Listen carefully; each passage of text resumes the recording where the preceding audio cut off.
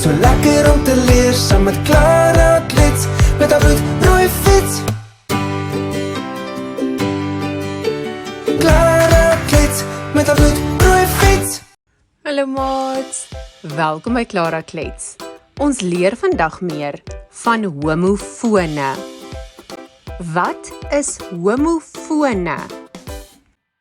Dit is woorde wat presies dieselfde klink, maar die betekenis en die spelling verskil. My voet is seer.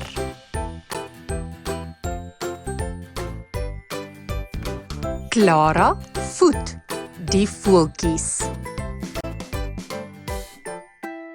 Die vis se graat het my in die mond gesteek.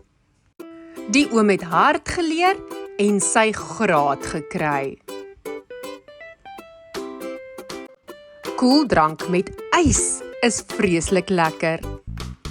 Ek eis om te dink aan al die werk wat ek moet doen.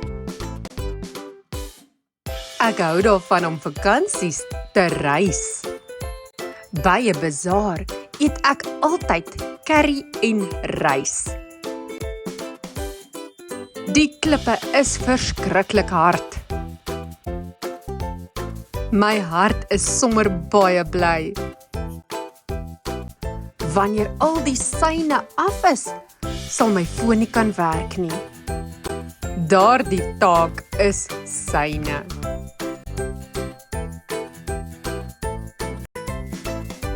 Iemand in nood benodig hulp. Daar lê 'n noot op die gras. Wanneer ek siek is, gee die dokter vir my medisyne.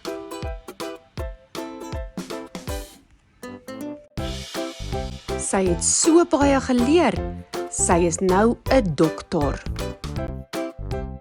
Die broek is so oud, hy is al vaal.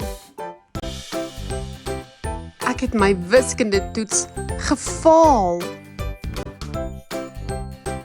4 dae van die week doen ek huiswerk. Ben het hard gewerk en is trots en fier.